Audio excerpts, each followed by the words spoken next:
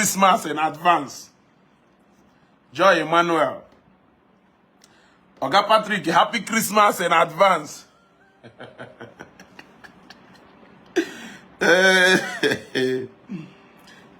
Summer Vin, I greet you people.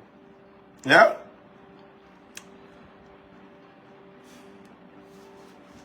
I greet you people. Always some of the behaviors I happen behind this year before I abandon this year. You know, this is the end of the year. You gotta go.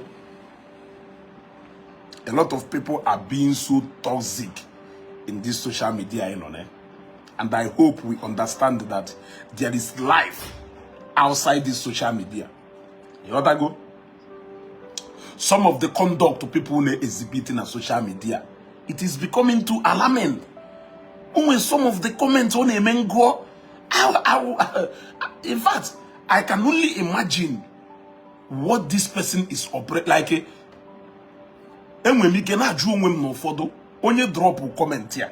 When we phone or do like, is it normal for a normal human being to drop this kind of comment, especially na a post like this? You gotta go. I was gonna before this is empire make a reference to how toxic I am using on social media. I've already conceived discussing this, and I really conceived discussing this particular thing because of a comment somebody drop na post Igbo Credo. Now, let me show you that post Igbo Credo mail. You gotta go. Can go see go that post now. Igbo Credo mail. Like I will honestly want you to tell me if I understand the fact that no mwelike aneme program or wolona ne like her position or you that program take it now that particular matter, then the best way you can react is by going or by a.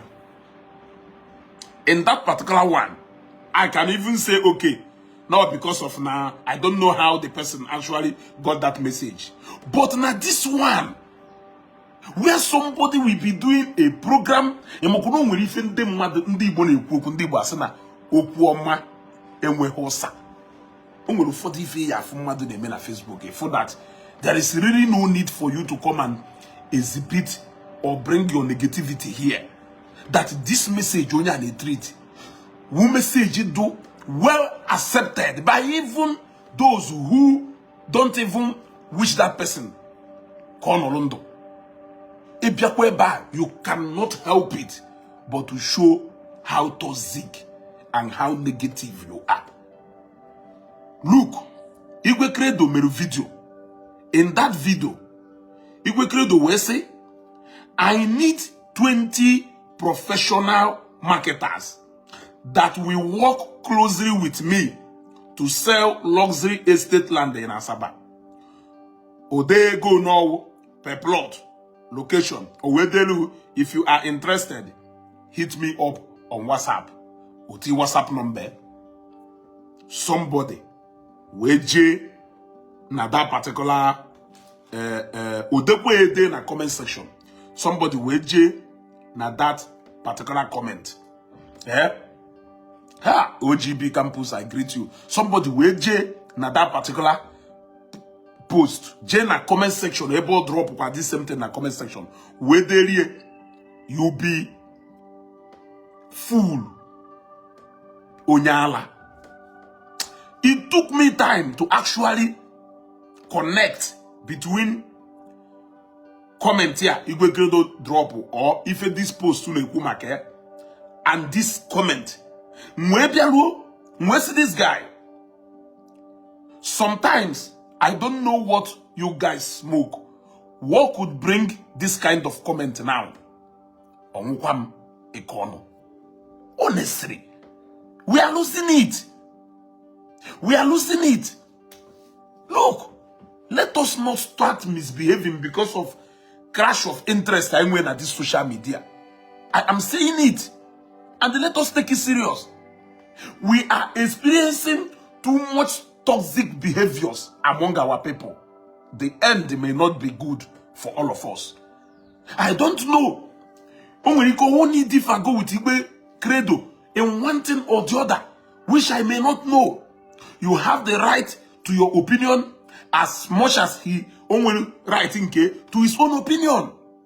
Like, what could drag between disagreement in an issue to a place where he is marketing a business or to sign into? Okay, you did not go there. I don't believe in if you or if you went there, and this is what we are seeing mostly now on Facebook. This is what we are seeing mostly now on Facebook. There is too much hate. What this one?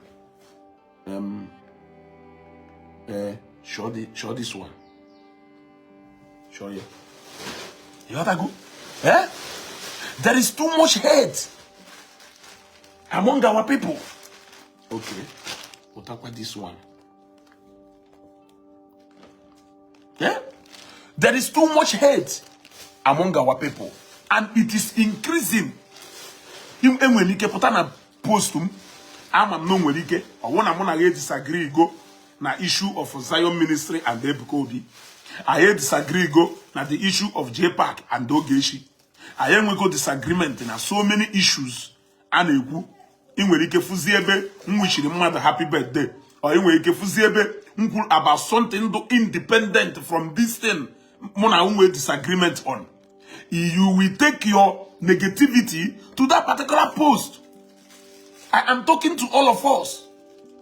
I am talking to all of us. It is not limited to any particular people. I am talking to all of us. That negativity should stop. That negativity should stop. The hate is becoming too much. For me, when you saw me with Oga Edwin the other day, it is a clear example to show you that I disagree with people based on issues and not personal. However, I made it very clear to you that I can only come after you personally if you come after me personally. I can only start avoiding you completely. No one harmful any atom of threat. Ye go sim na ye me can feel na my have to save and secure the rebeno. I will run away from you. Like an also see no na but when it comes to if basalo kanomenana, if basalo Zion Ministry, any churches or any pastor, I go into it with passion, and believe me, any disagreement ends na that particular topic. Does that mean that we may not agree next time? No, we look at any we feel to onye ihembos. Or we know when you maybe ni ihembos upon. Or we know nezu go onye biaro use the platform here. We speak here for the people of ihembos. Does it mean that you will not share that video? Even if you don't share that video, does it mean you will not agree with me on that particular topic? When it comes to the issue of Oka and Dominana, I don't flow very well with Waja. Or being at the issue of Okurora and COS. When I'm on the same page, that is how it should be. So, being negative, being toxic, it is not helping us. And I'm only saying this because it is increasing. We'll talk about this one.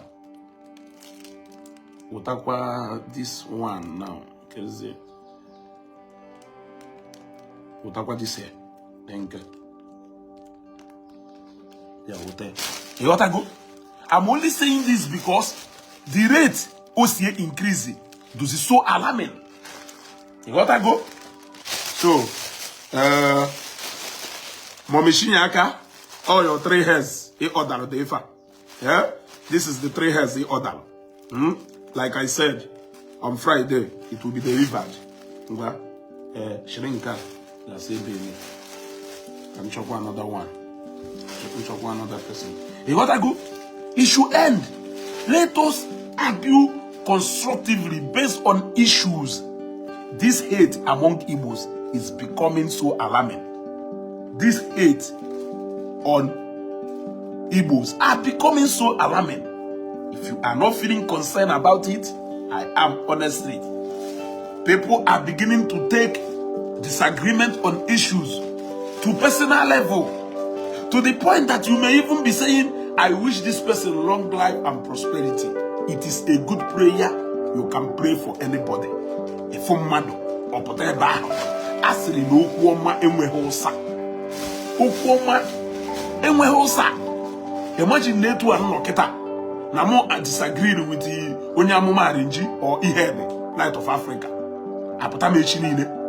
Fuebe ihede na advertise something. Or every ihede na something do neutral or something do free from the issue of Bible say, Bible jigare say. Or we don't know they make a point in if why should I carry the disagreement with him on the issue, on his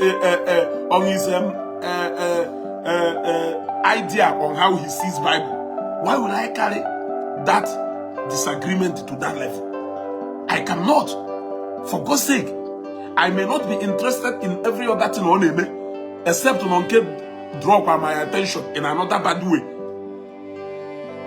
But that I speak of him with regard to his criticism, maybe Bible does not take it to personal hatred.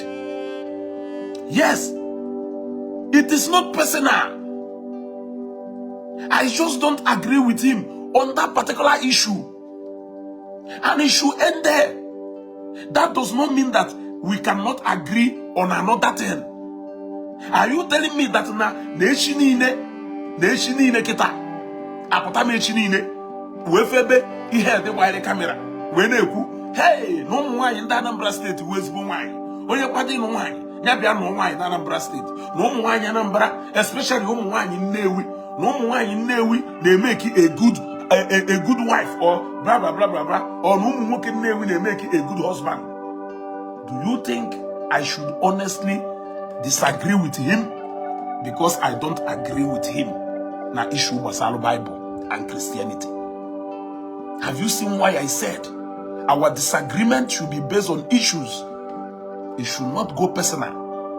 We are losing it as Igbos. We better wash it. We better wash it. Otherwise, I fear for tomorrow. I don't know if you are seeing the negativity.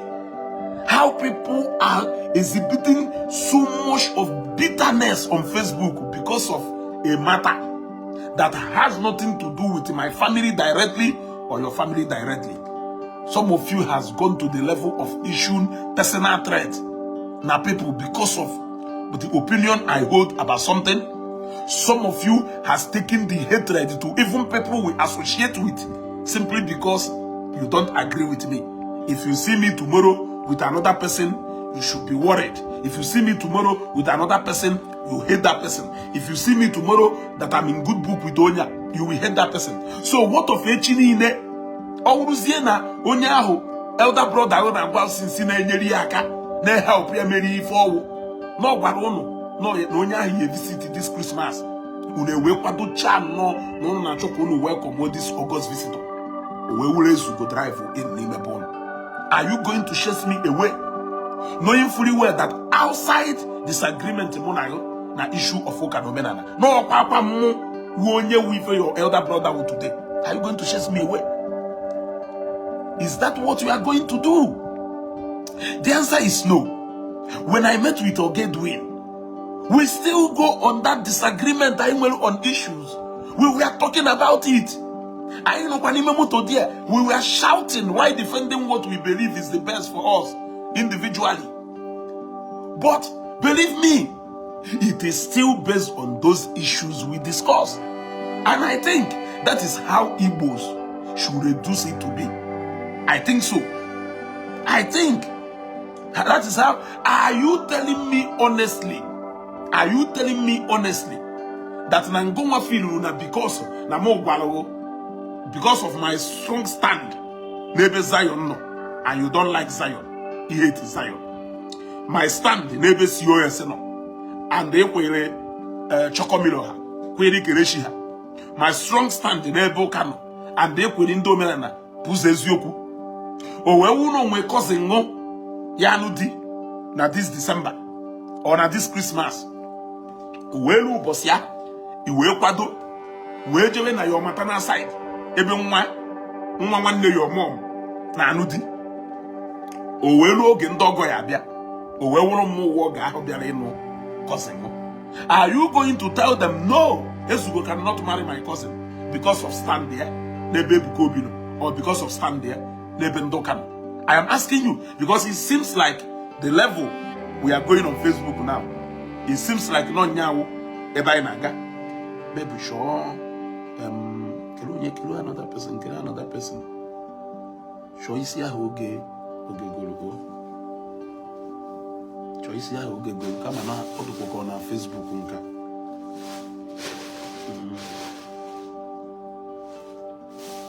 Okay, Shelu, before Sean go get Sean go nya.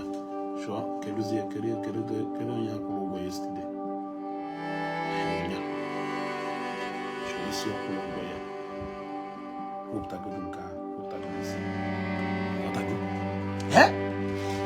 Are you telling me that honestly?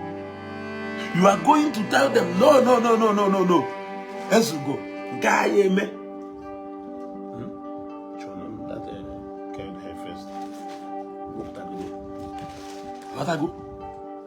Is that what you are going to tell me?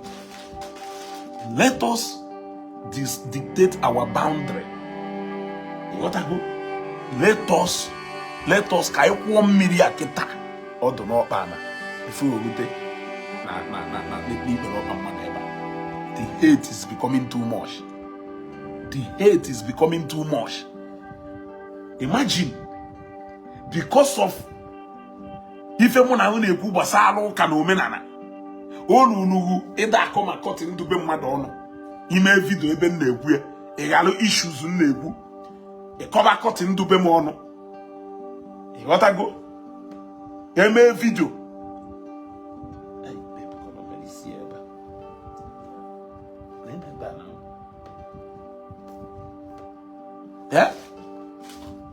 Igbo land with many innocent is running high. You gotta go. Yeah? It happens here. Issues are in a ku. A cover cotton on. A cover motor on. A cover on. A cover on. So when we even go to the extent of telling you, no for paki in the AGCC. Or bagoni ko personal on. I thought we are talking about Oka and Domenana. I thought we were talking about Matthias and Onyenwano. I thought we are talking about Ebuka Obi Zion Ministry. I thought that is what we are talking about. I thought we were discussing about Jeremiah and the very dark man. I thought we are talking about A and B. What does it have to do with Uno Madonone? What does it have to do with Moto Madonanya? What does it have to do with Wanya Madonano? I am telling you the level of bitterness where it is going.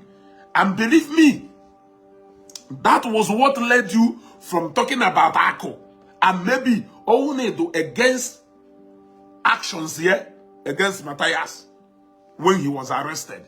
You should tell us why you think you are against that particular action. You should tell us why you think Akko overreacted or underreacted.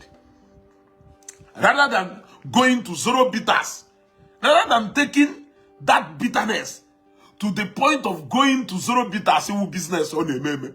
You even started insulting him as a person. Some people started calling him Nwa Abakaliki. Forgetting that na no nde Abakaliki ibe do against him. Nde Ebonyi State to go against him. You resorted to all manner of things just to make sure that na that bitterness na ni rutelie nebono. By all means, yeah. Nwabife TV, I greet you. Forgetting that now your disagreement with Akko is not on a personal level.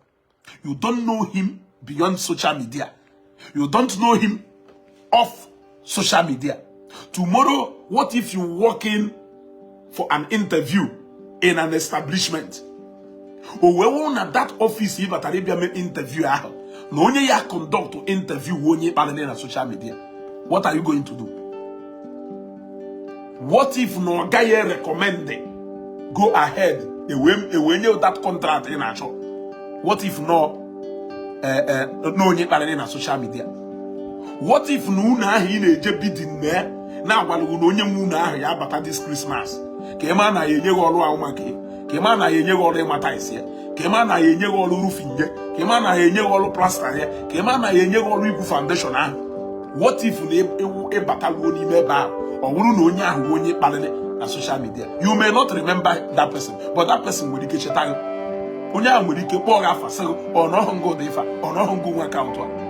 Okay, whether no nya hu manongo or no manongo, because people now know na fake account. What if ne bata lu ofu onya or wonu no nya hu onye palele or mahogo manenwe? How will you feel about yourself? How will you feel about yourself? Knowing fully well that now this person being a Zionite, this person being Onyoka Matthias, this person being Onyena support Ogeshi also, this person being a supporter of Matthias. How will you feel knowing fully well that now beside or aside that particular thing, name it, Nonya will another side of him or side of her. You are about to benefit from this same person. How will you feel? I am asking you. Yes.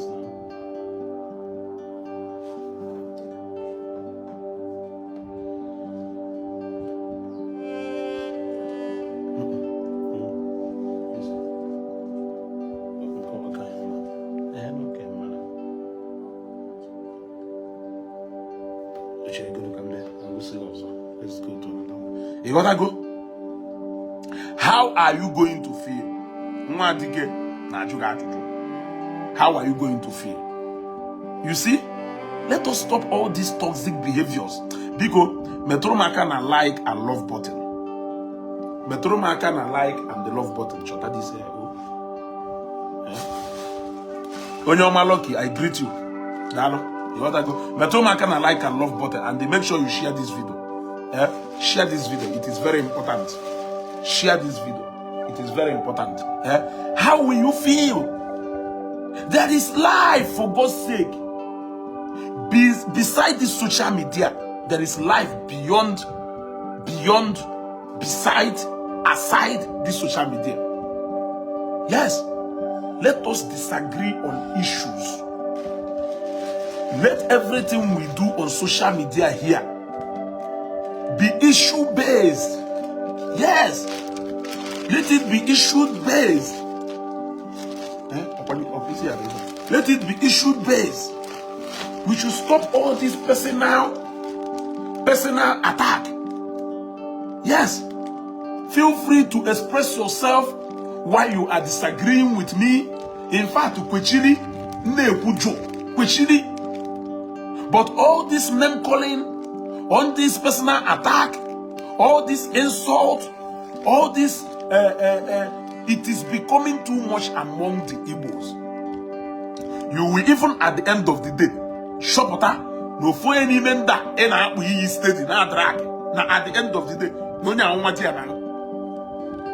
won't negotiate. Name or no money, or no money, or now your mom will go swim with. Do related to Onya, or no Onya will call one dog. You will later find out. Yes, you will find out. David yeah, David can go another head. John Cook, when we see how they go, Chobody see how they you gotta go. Yeah, you will later find out. What are you going to do about it? The hatred is becoming too much. Bikun, let us disagree with people based on issues. Let us stop going personal. The hatred is becoming too much. You are not seeing it, but I am seeing it. This issue of a condemnation, a colonial personal for holding their opinion. People for holding their own personal opinion. You gotta go for holding their own personal opinion. If we be best, or what them area. You are talking about personal attack, but you always do that. You always do that. Even if I reciprocate on people who launch shit first to me, I am telling you now, let it end. You are not even supposed to say anything. If truly that name and if you are not supposed to say anything. You are supposed to share the message. Whether Namane may or Namade may. The fact is that I am preaching that message now. So why can't you embrace that message if you are truly a peaceful somebody? Why can't you embrace that message? Eh? Why can't you embrace that message? Let me use myself an example. A lot of people who claim to have hated me today did not hate me because I did anything personal to them. They hated me, number one, because I am associated with Zion. They hated me, number two, because I talk about Christianity. They hated me, number three, because of my relationship with one or two people on Facebook. The hate even become much because of my relationship with Oge. Now I am asking you, do you really know me personally? Do you really know Ezugo personally? Like, beside my association, beside my affiliation here on Facebook, beside my affiliation here on Facebook, okay, Zubi Best, you may not like the way I act sometimes because you see me as a major threat to the way some of you are acting. In a form as somebody not in between the line, bridging the gaps between most of the actions you support on Facebook. Yes. Actions and reactions. Reactions and actions.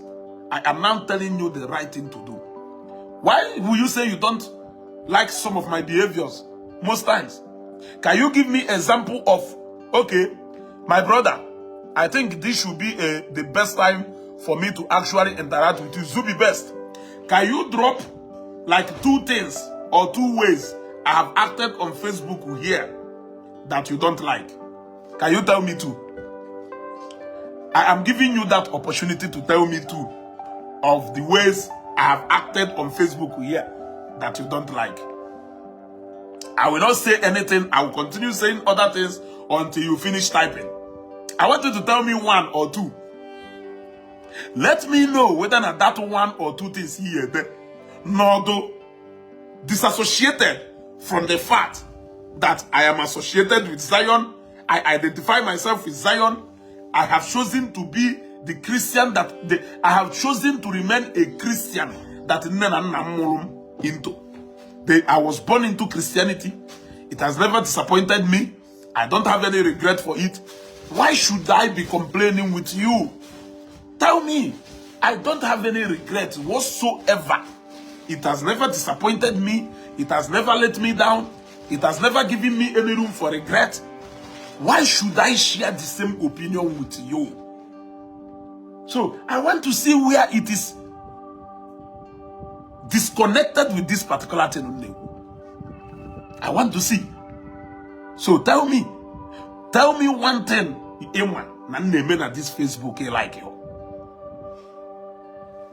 What I don't like is don't side for anyone. Always stand on peace. Okay, you see, don't side on anyone.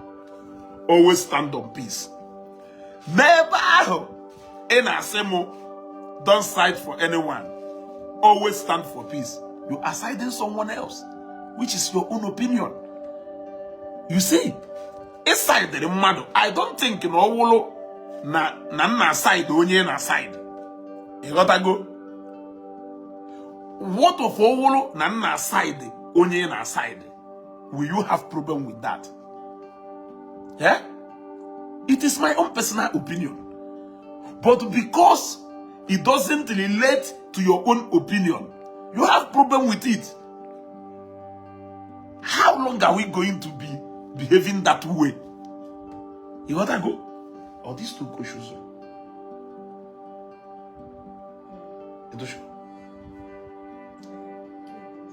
Eh?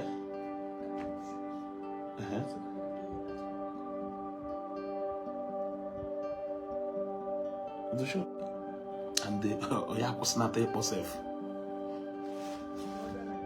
Oya was not able. Hey! Okay, happy. I will shake. Sure. Okay, don't worry. I will shake the shot on this particular phone. Coop.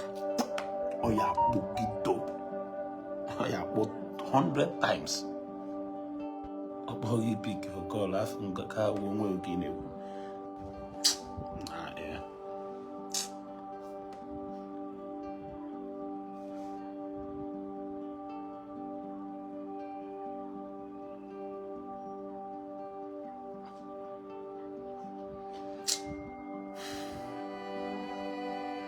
Water phone, we can see it on this number. Hey, when before again, though. You got to go. So, my brother and I complain. There is no way Messi will if any no if he like. It's not possible. He will go to one name. We must not agree. He will go to one name. Why not say the reason why he may not like all your behaviors is because you have personal opinions and your opinions with his may not be the same all the time. Have you seen? You have your own personal opinion. All the bloggers in Eku, that's your own opinion. They like Refa. They like Refa. But I am not telling you that you must flow with my opinion. The answer is no. But wait again. I am not telling you that you must agree with me. What I am telling you is, let us talk about, let us be issue-based when we are disagreeing with each other. And let us take it away from personal attack. Or you drew a lot of people difficulty understand different negu. For example, a believer na omena na Christianity, we want to believe that you should go the way of Matthias. You want to go? Good for you. Why can't you point out at so many and numerous reasons why we should abandon my way and do it your way? So that I can show you numerous reasons why you should abandon your way. And let's do it my way. That way, my own personality doesn't come in. And your own personality doesn't come into it. There will be no personal attack, and there will be nothing personal about it. Eh? Try go to babe, I have to say, come finish. You want to go? That is what I am talking about. We must not always agree. Nevertheless, let us forget about personality of each person. The hate is becoming too much. I'm telling you, Christmas, a lot of people on Facebook, you will find them in your family houses or will need to related to them. I ask you, what are you going to do? In a corner with Onye Maho.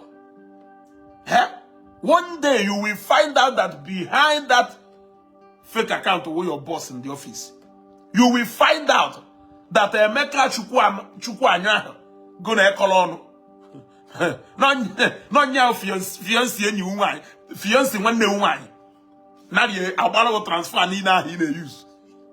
You find out one day. Yeah?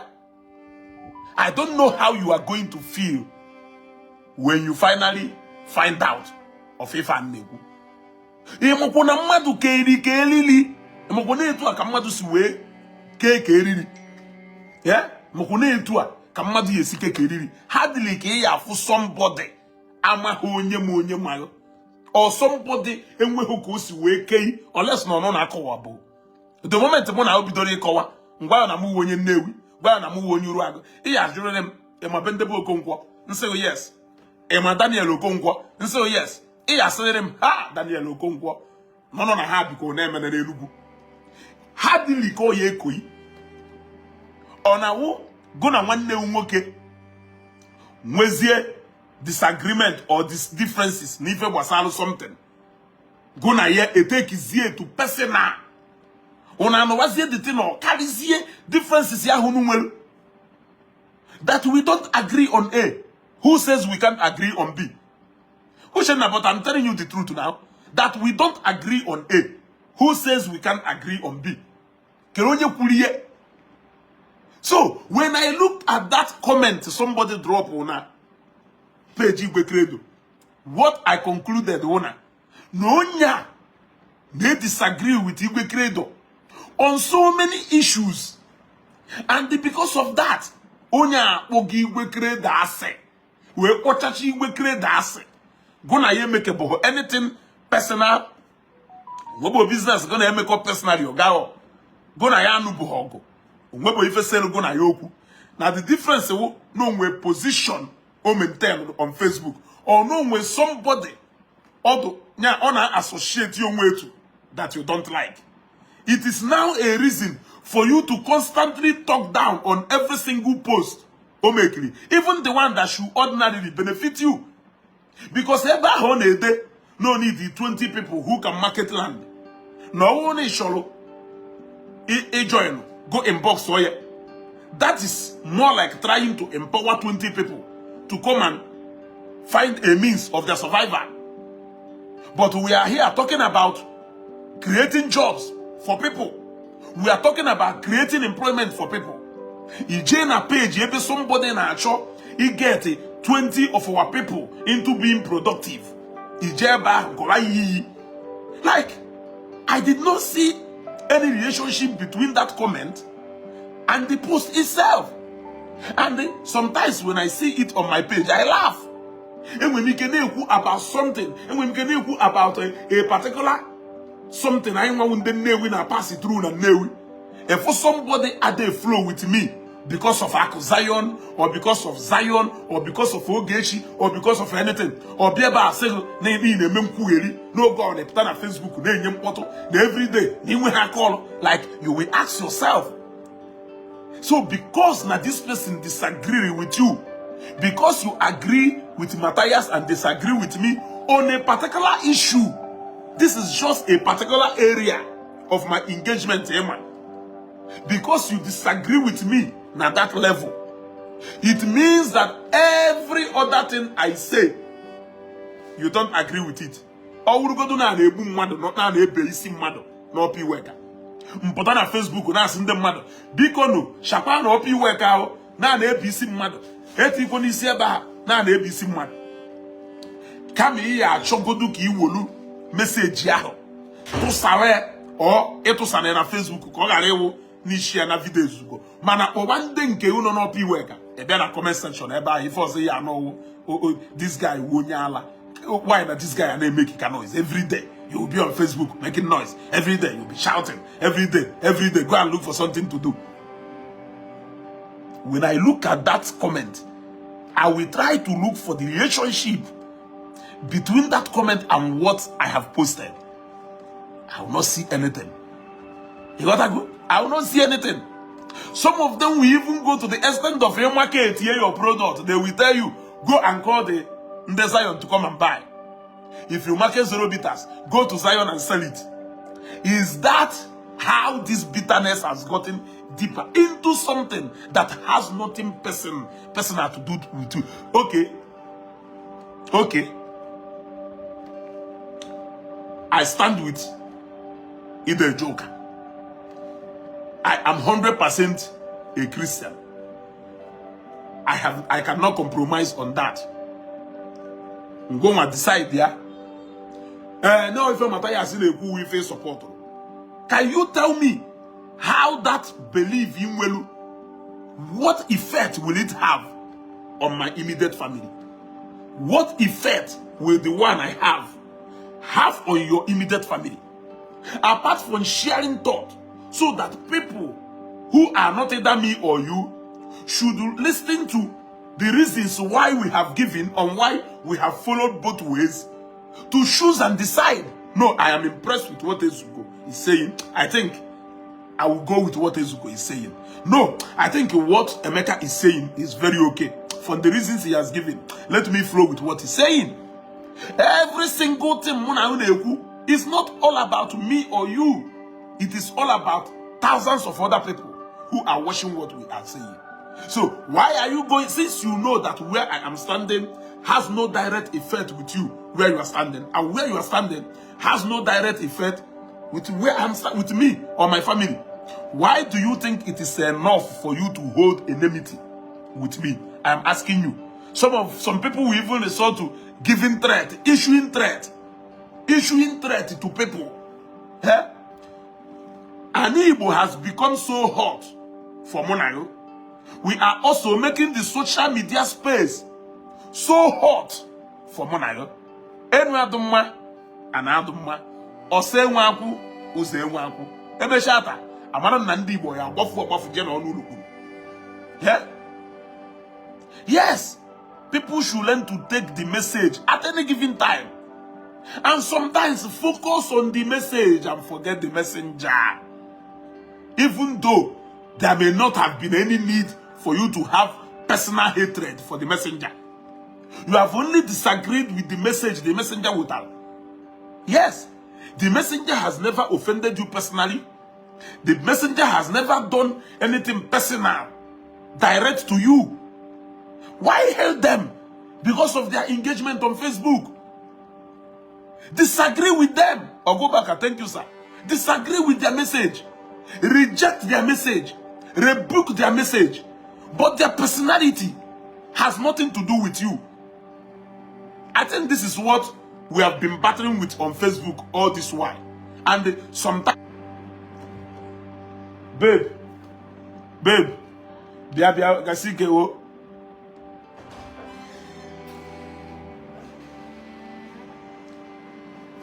Number. You see, sometimes, this is what we have been trying to battle with on Facebook all this while.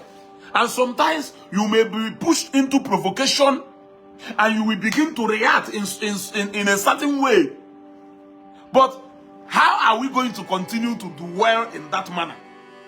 I'm running away, you are running away. The only place even to have interactions now, one on Facebook. We have bring that negativity into Facebook again. So all they end there up. Hello? On our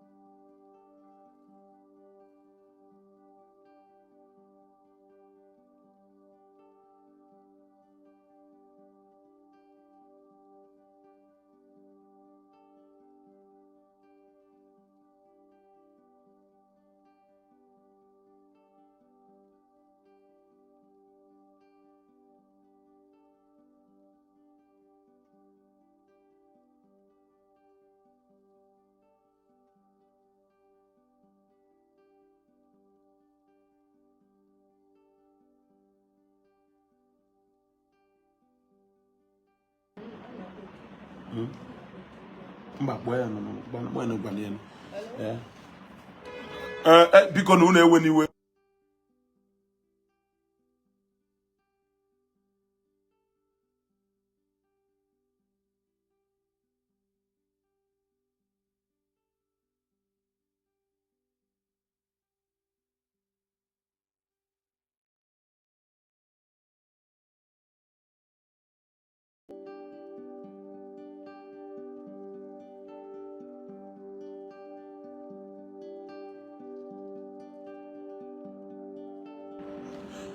Una eweniwe biko no mmadụ na-abịa na nke m ofu onye nwere TV na Nnewi inweta m ebe ọ na-aba ịghọtago.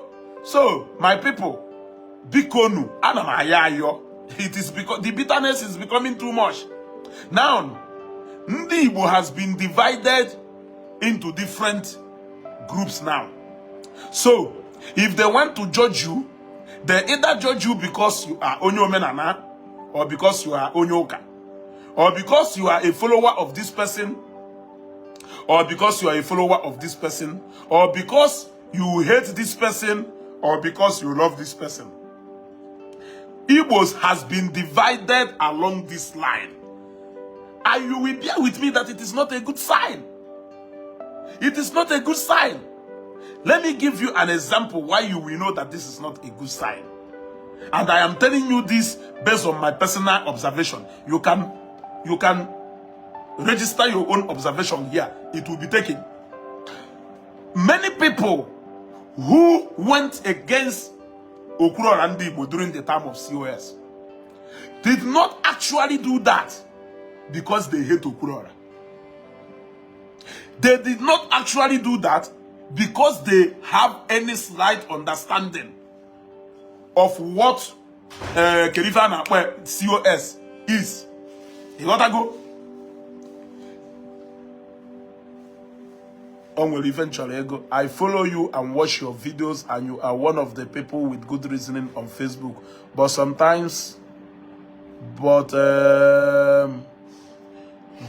sometimes I don't have to agree with some of your views.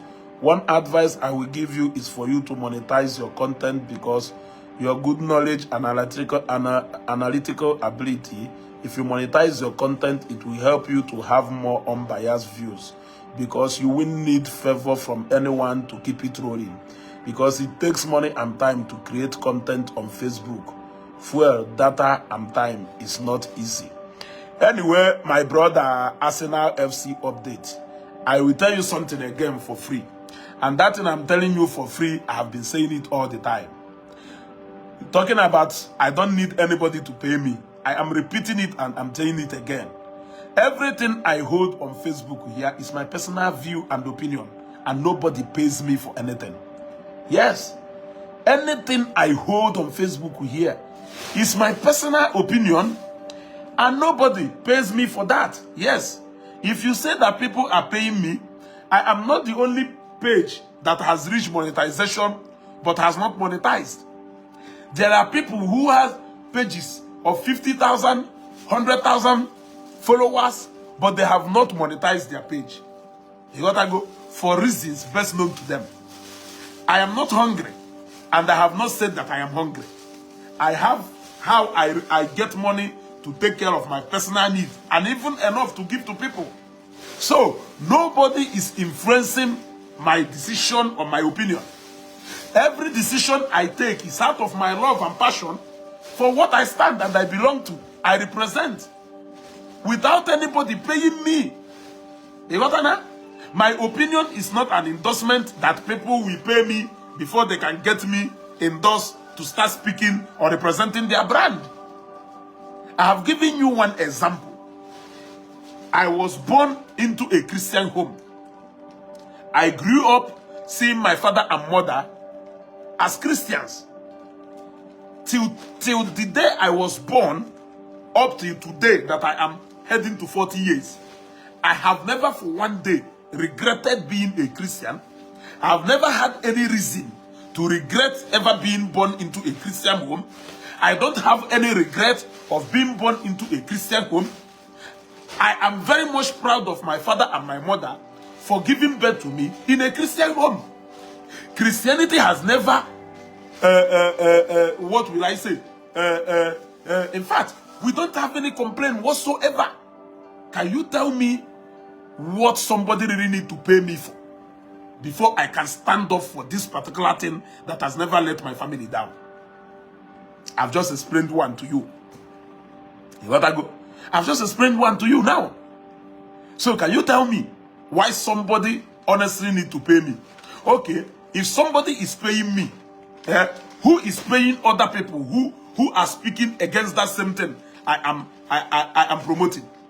Remember why I am promoting it. Some people are also countering what I am saying. So if somebody is paying me to preach that message, who is paying those people who are preaching the counter message? Have you seen why I said it is strictly personal opinion? You want to talk about Zion? I have a lot of friends. I have a lot of relatives. I have a lot of associates that can, their testimony today, their testimony today is because of their involvement with the congregation in Zion there. I have received personal testimony. I have interacted with people, and based on what I have seen and based on what I have heard, I have a reason for saying that there is God in Zion. Everything may not be perfect, but I hold a different opinion with people who are saying that Zion is this, Zion is that. That is their own personal opinion. My own opinion is that I see God working in Zion, and I have seen people's testimony that is even off social media. However, where it seems like we started having confrontation with people is where people started raising accusations against somebody you have not done anything with.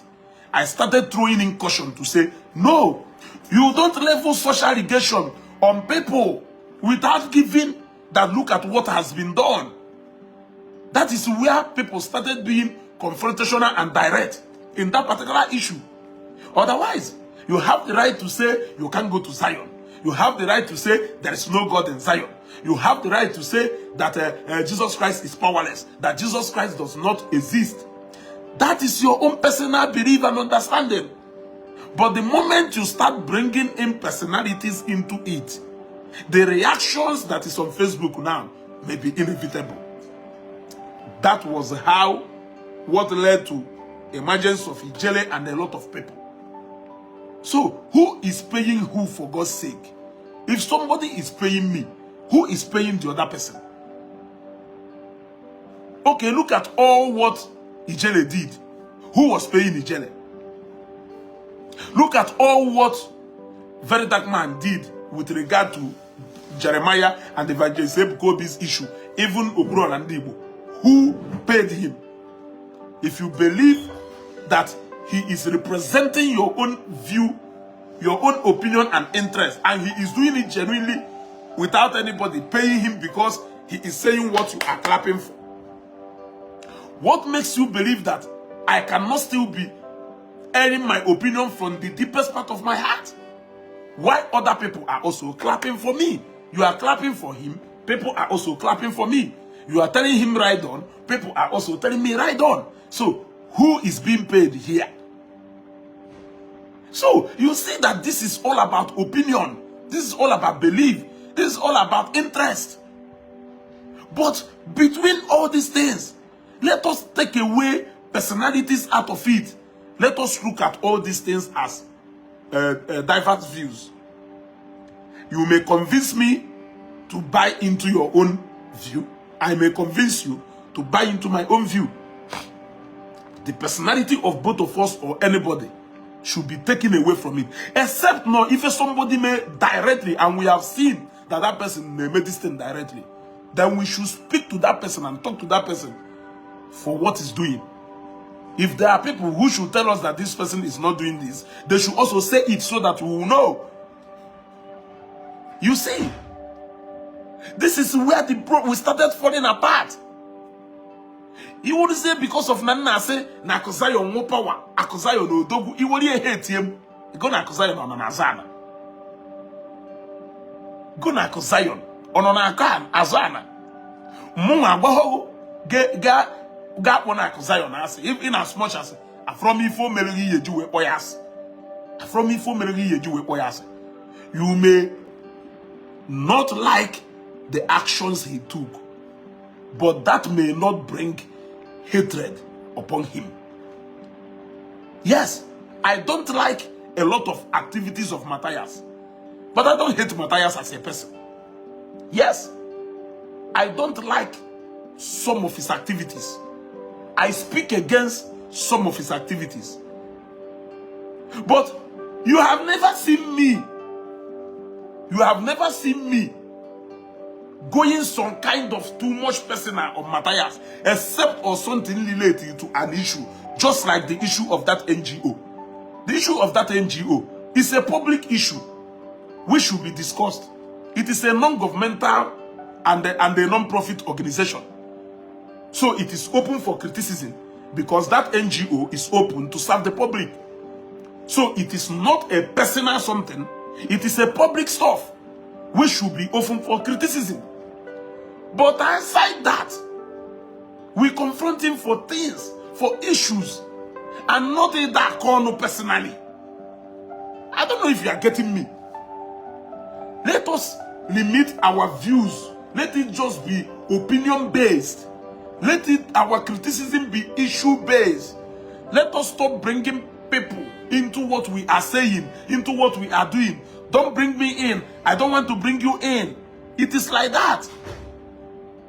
And they put up somebody in something. A lot of you are reduced to go every single thing I name on Facebook. Even when I went to talk about the house, somebody. Some people still have issue with it. If you are honestly telling me that Matthias is doing this, Matthias is doing that, and you see me now trying to do something to do related to what Matthias is doing, and I condemn me, have you not indirectly agree with me that my criticism against Matthias is genuine? Have you seen it? That is what you have done. So sometimes let us apply reason when we are criticizing. I like being calculative when I'm criticizing so that you cannot hold me ever. That is why it has been very difficult for you to hold Ezugo ever. Sine Ezugo merife do otua. Na Ezugo kwuru nka hapo omume. Na ini ne na-emeita. No na mu kwuru ife do otua. But ever no, because I don't like it to articulate before I criticize. And I would like to show you the clear way of where my criticism is going, so that you will not even misunderstand it along the line. So my people, an Igbo adugo too hot for me and you. Social media so nebe people na abiaketa. When you leave, social media so nebe ndi Igbo na abiaketa. Unite make a lot of things together. We interact on Facebook Live, we interact on comment sections, we interact, we even meet people. We are making it toxic again. We are trying to make it unbearable and uninhabitable for so many of us. Odumwa. If you create donation recruit to 20 people, yabia may advert, may go. When they do advert, they have money. When they do their work as realtors, they make money, they make bonus, they will become productive for their family.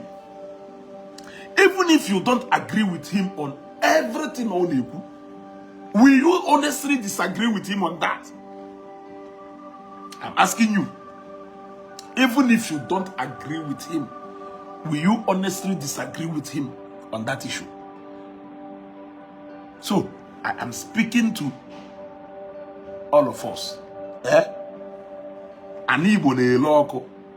Facebook we buy the interaction. Let us make it safe.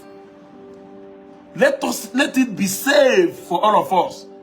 We are making it so toxic, creating a lot of enemies, online enemies, taking it even to physical and you see, my alliance with somebody has nothing to do with you. As a matter of fact, you cannot tell me who to be friends with or who not to be friends with. That is one thing you cannot do. Even your sister or your brother, it is difficult for them to dictate who can be your friends, not to talk of somebody who is not related to you in any way. You got that? So you start threatening me because I have a relationship with somebody that did this, that did that to you. It doesn't make sense. We are making this social media so toxic. We are making it so toxic. And people are beginning to take it personal. People are beginning to take it personal. A lot of people do bitter about people. Now, you are threatening somebody for believing in something that has no direct effect on you. I don't understand.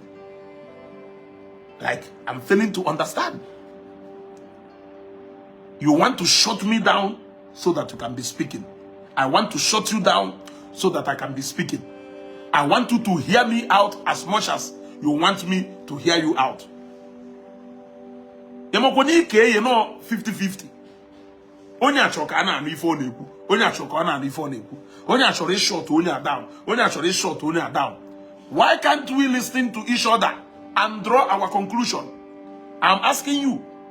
Why can't we listen to each other and draw our conclusions? I am releasing all this message now this end of the year so that we can count what we have done throughout this year before we cross over to next year. Yes, I don't think that my stand this year, I am not talking about my actions. I am not talking about my actions on Facebook. I'm not talking about my behaviors on Facebook. But I am talking about my stand on Facebook, because everybody go na Facebook. You know what I stand for. You know what I represent. Disregard my actions or reactions. That is what I am talking about here. When I am talking about actions and reactions, I am talking about how all of us has acted and how all of us has reacted. Different from what we believe in, on why we took those actions or why we reacted those ways. My actions, my stand on Facebook this year, in regard to whatever thing I have stood for this year, I have no single regret for any. So if you too have no single regret for any, now your side, why should my personality be of a problem to you? And why should your personality be of a problem to me? We have all stood for what we believe in. However, the problem lies where you talk about something, but you know this is not what you believe in. You talk about something, but you know you are misleading people. You talk about something, you know there is a benefit you are looking for. That is left for you and your conscience to battle, not me to judge you over that. You mislead people, then you make a U-turn. That one is left for you. But I am telling you that my stand, whatever I have stood for, from January this year to today on Facebook, I had my thinking critically about that before I came out, and I have no single regret for any of them. If the same is your fate this year, kudos to you. But what I am saying is, since I have no regret with where I am standing, and you have no regret with where you are standing, why do you think we should be fighting? What are we fighting for? You want to fight for what I feel is best for me, and I want to fight for what you feel is best for you. We should, however, share our thought and opinion so that other people will make their own decisions. Those who are still biased, those who are still confused on where to stand, they should listen to us speak so that they can be able to draw a conclusion on which way to follow. That is what engagement on Facebook is all about.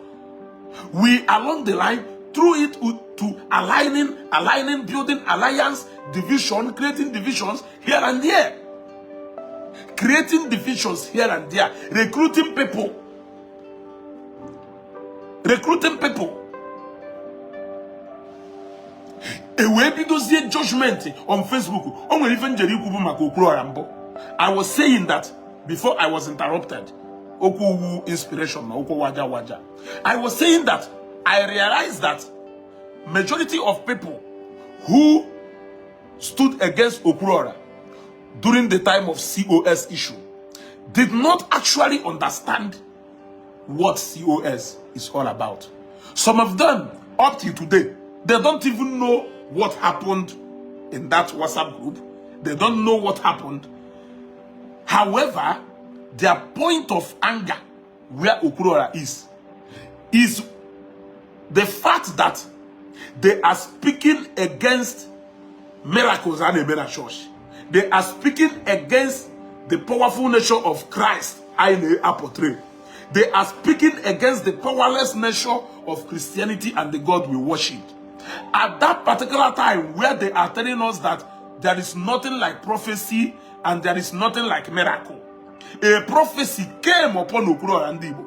Okurora and Igbo acknowledged that prophecy and confirmed that prophecy to be true and confirmed the miracle part of it. It became their point of anger. Yes. Now, that is why you will hear some of them saying, Negaho, Ebuno Okurora na muma, wonya we go COS ya, nefuefu. You see, that is the point for the Nimeha understanding. They don't have any single idea of what transpired in UK, but what they know is that Okurora has broken. That is why Okurora jiwe be near na Germany koku. A man be near noche to caution Okurora about his affiliation, about his association, about his belief. A man did it in Germany. Somebody be near in Germany. We see Okurora nanki ire me ni metata he. They suppose he de mefa gonanda. You see, it became the problem. Now, when the issue of COS came up, some of them decided to take a pound of flesh on Okurora, not because of COS whatever. It is exactly what I am preaching against here.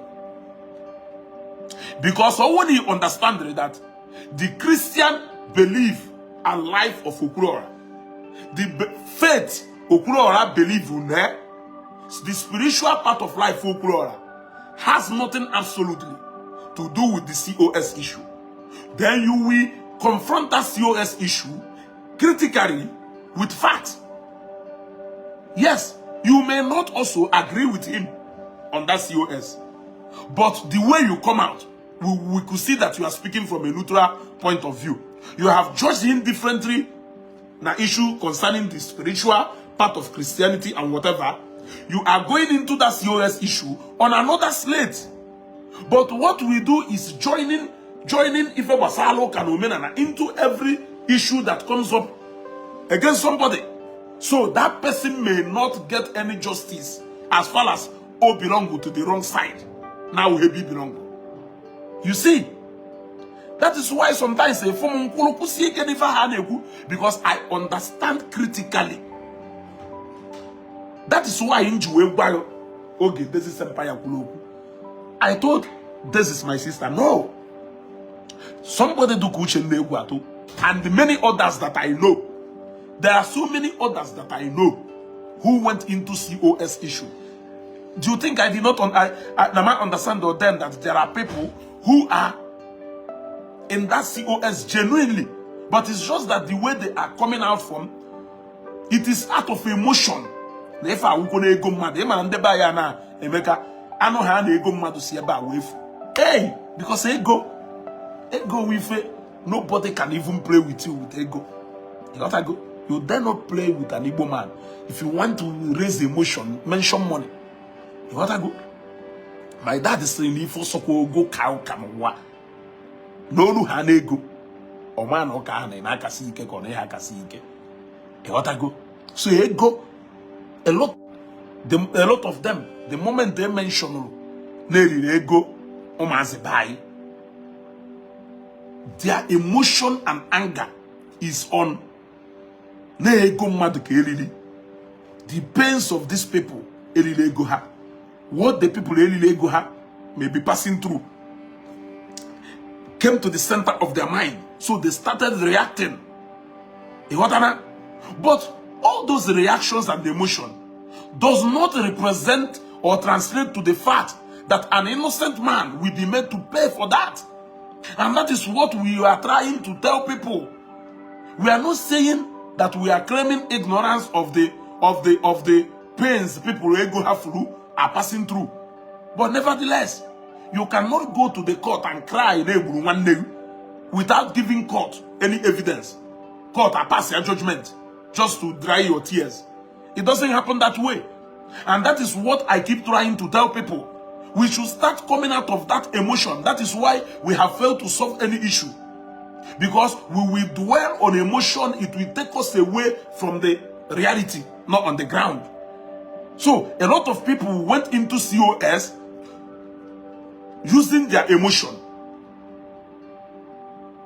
Are you getting me?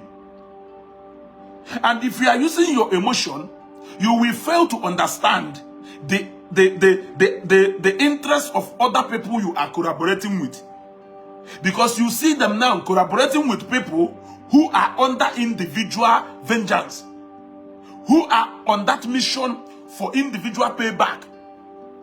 But if you are acting under emotion, you will not know. You will think that gonna those people na show fuano iyama nanda na amos ano hana show dishe na anu ngwa na show dishe. So you could have identified yourself with the solution. Because an innocent man may not be subjected into ridicule. An innocent man may not be subjected, must not be subjected into blackmail. An innocent man must not be humiliated because you are feeling the pains of those people who lose Ulegoha and COS. So we understand set of people, but we all clearly understood those people. You gotta go. We understand those people. So they took the issue of church, take it into the issue of COS. They took it into every other issue. Apple Junction, Malo, phone, all those people, not all those people, about 50 or 60% of all those people who are disagreeing with me, Nife Basalo, Oka, and Domenana, we definitely agree with me, with people Namuzu that phone. They are not agreeing with people Namuzu that phone because they know me to be a thief or because they know Nezugo Yezufona. They are simply agreeing to that fact because. Hello?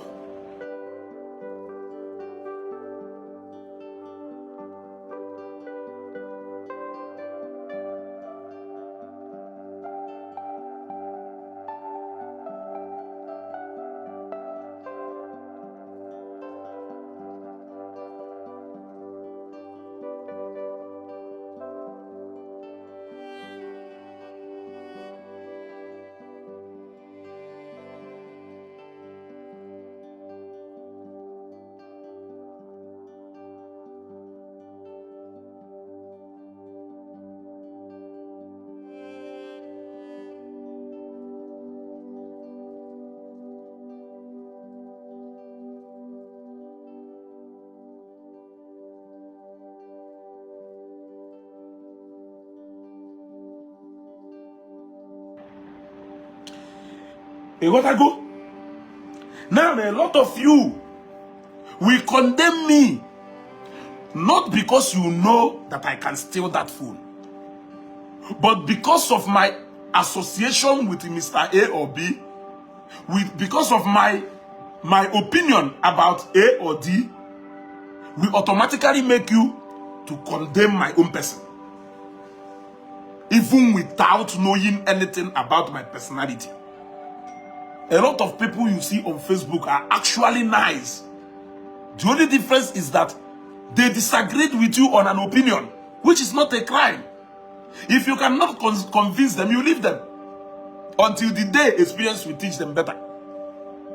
That same experience, Melu, Ijiwe, Sinoka, Jewo Menana. That same experience, Melonio Menana, Otono from Menana, Jewoka. Are you not aware? So, when you talk to people, allow them so that experience will teach them better. It is not enough for you to pick fight with them. Yes, it is not enough for you to pick fight with them. So I think I will be ending this broadcast, but I'm coming back to this topic. I have a visitor, and I need to give that person direction. Eh?